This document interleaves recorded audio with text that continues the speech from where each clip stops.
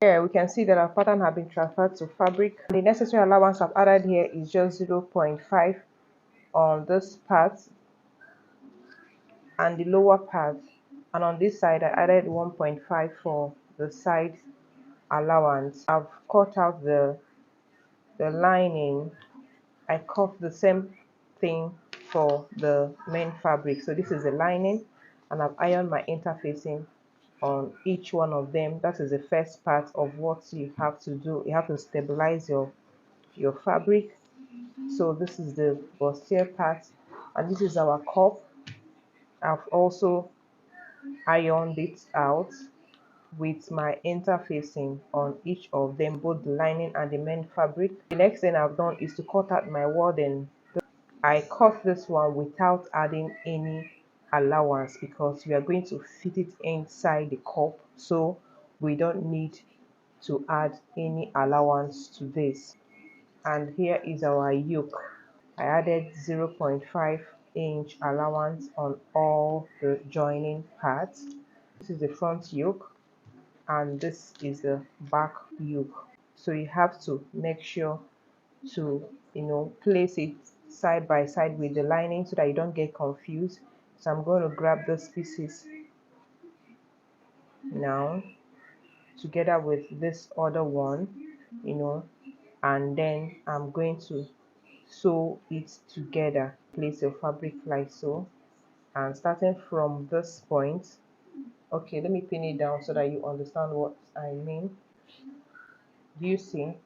So I'm going to go and sew this part on 0.5 inch, and when we are done, can you see it forms this bra cup shape like this. So that is the thing I'm going to do now. So this is what it looks like. I'm gonna head to stitch them on all the side. So quickly we'll notch them so that they can lay flat when you are ironing them. Quickly go now and iron them so that I can press open all the seam lines. Alright, so mates, I'll open my seam lines using each one of them, and yours should be laying flat like this when you lay them, and these are the lining. Next thing is for us to stitch our wordings together. The best way to stitch it is to use your zigzag machine, sew it like this all through for it to curve out. And here our cup is ready. Okay, so this is the part where we have to lay it inside like so. Make sure it's sitting properly inside your cup. I'll go ahead now and press it. Remember that the part of this warden that has a shiny part, okay, so that gum is going to stick it together with the main cup. Our bra cup is actually taking shape. I've ironed our wording inside and it's laying perfectly well. It's laying very, very okay. Now the next thing, we'll grab our bustier. It's time for us to sew the cup in here. But before we do that, you want to start your boning channels.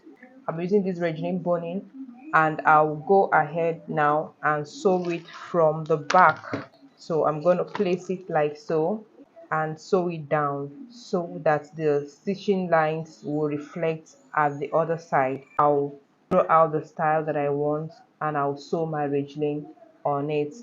So I forgot to mention that this particular regime bowling, there's a sewable part for us to sew.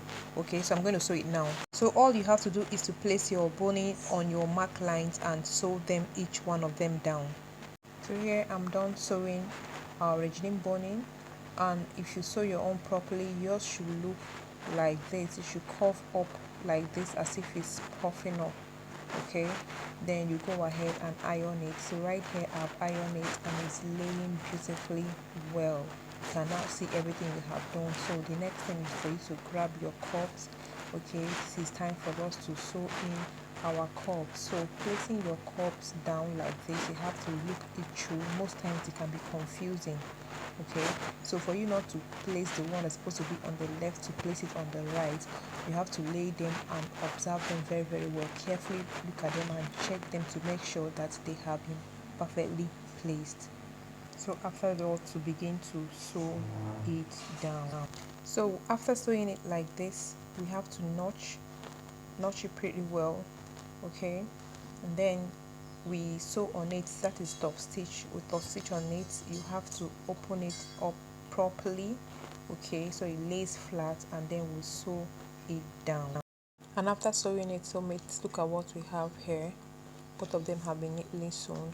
You see how beautiful it's laying. The next thing is for us to attach our yoke, and you have to place your yoke, grab it and place it at the midpoint, okay. Next thing, you have to pin it down, start from one end to the other end, and then sew it down. Can you see how it's laying?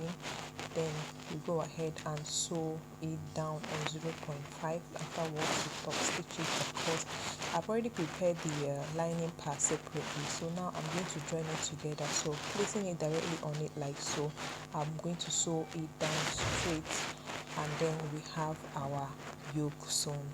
Right, so mate, it's time for us to sew the back. It's quite simple and straight to the point. This is our back pattern, and this is our pattern still on it for us to understand what we are doing. Okay, I added 0.5 inch on this part, and side back I added 1.5. So this is it, and this is our yoke. If we open this pattern up like so, I have one lining pattern for the right side. Right now, the other side, the left side pattern, I measured 1.5 from this part, 1.5 here, 1.5, and I slash it open.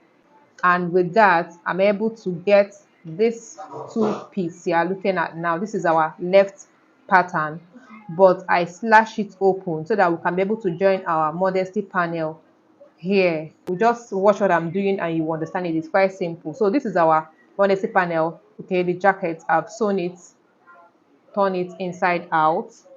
All right, so the first thing we have to do is to remember when we measure the length of our modesty panel. I'm going to minus 1 inch here and place the bag like this. And I will lay this one on top of it. I'm going to sew it on 0.5 inch just to secure it. And here I've joined it up. Can you see? I sewed on it and I top stitch. So I'll keep this aside. Okay, so we have to sew our yoke on this pattern. I've gone ahead to, sew my regime boning on it. I've ironed it. You can see it's laying down flat and beautiful. So I'll attach the yoke on each of them now. And here I've sewn the yoke on it. You can see how it's laying. I'll turn it over now. So I'll pick the lining. So I'll tuck this one inside so that it can lay, and I'll place it on top.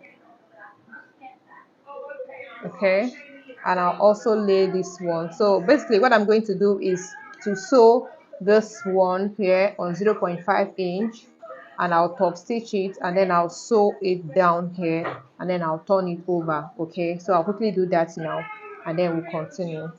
And here, so mates, our back is ready. I've torn it with the lining. I've top stitched it here, and everything is laying down flat. I've already ironed it, so you can see how beautiful it's laying. And our modesty panel is right here. So by the time we lace this back, it's going to sit like this. Do you see? Okay, now I've curated these holes. I want to show you how I did this. It's quite simple. If you have this machine, this rivet machine, it's actually helpful. It helps you a lot to do this, and it makes it easier. So what you have to do is, after turning with your lining, then you have to mark out the spacing that you need in between. Okay, so what I did here is to come down by 0.5, and then I mark the first and then the space in between them is 1.5. So I created these holes myself, and I punch my hole. If you have a puncher, there's a thing called puncher that you use to create the hole easily. But if it's not going, another thing you can do is to, you know, fold your fabric into four like this, and then cut out a little bit. Okay, so I created the holes that I wanted, and then I come in with this eyelet. I'm sure you know what this thing is, or if you have not seen it before, this is an eyelet.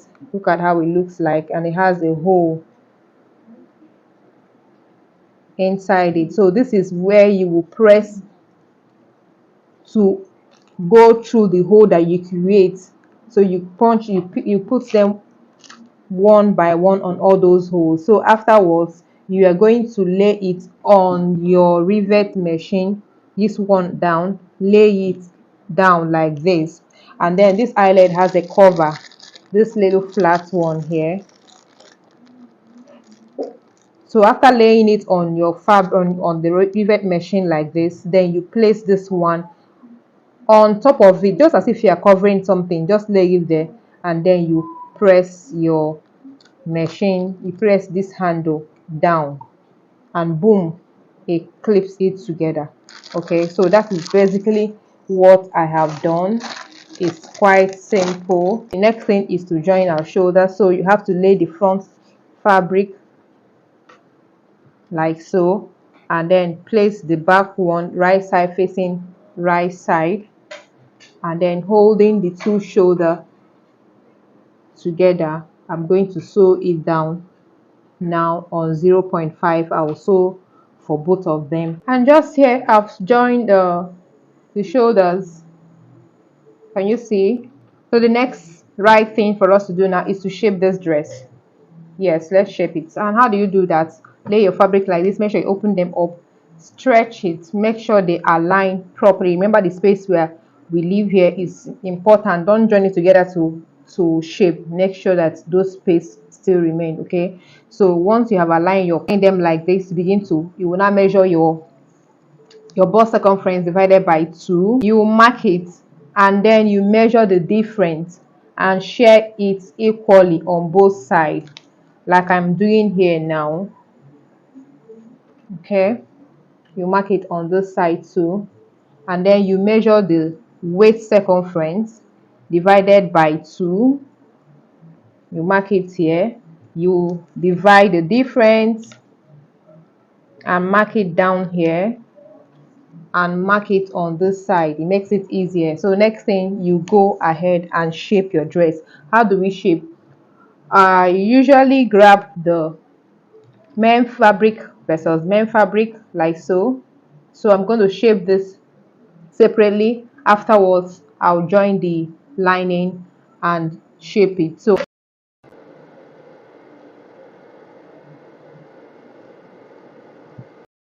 I'll finish joining the sides. See how neat is laying inside. I've also ironed it to the right side.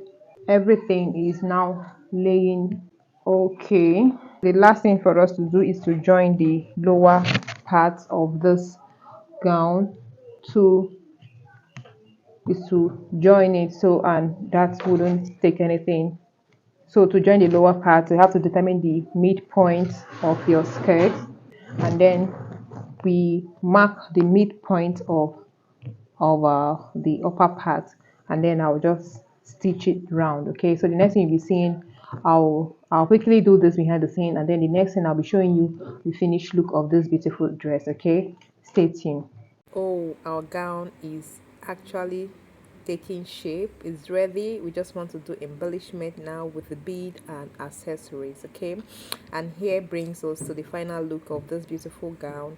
Okay, you can see the ruffle sleeve that we attach to it. It's looking so beautiful. Okay, and the beads we used to accessorize it. This gown is made for a teenager. As you can see her rocking her gown, and she's so beautiful and happy. Go ahead guys and share this video, help us to subscribe, and thank you so much for watching. Bye bye.